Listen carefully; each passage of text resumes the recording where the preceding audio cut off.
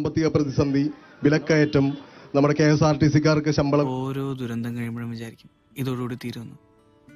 ഇതിനൊരു അവസാനമില്ലല്ലോ. കൂടാതെ മുഖ്യമന്ത്രിയുടെ കുടുംബത്തിന് എതിരെ വന്ന മാസപ്പടി വിവാദം. കുറച്ചുകൂടെ മാന്യതയോടെ സംസാരിക്കണം. ഞാനൊരു സെലിബ്രിറ്റിയാണ്, അത് ഓർമ്മ വേണം. മുഖ്യമന്ത്രി കൂടി ഉൾപ്പെടുന്ന CPIM-ന്റെ സംസ്ഥാന സെക്രട്ടേറിയറ്റ് അക്കമിട്ട് അത് സംബന്ധിച്ച് മറുപടി പറഞ്ഞിട്ടുണ്ട്.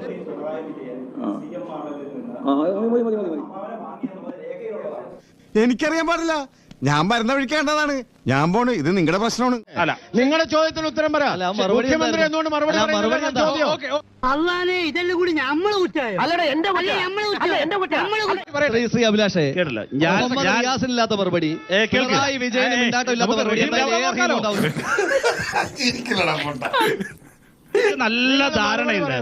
ഞങ്ങൾക്ക് നല്ല ധാരണയായിരുന്നു. ഞങ്ങൾക്ക് നല്ല ധാരണ. കള്ളൻ അത് മതി, എത്തിക്സ് ഉള്ള കള്ളൻ അതിവിടെ വേണ്ട.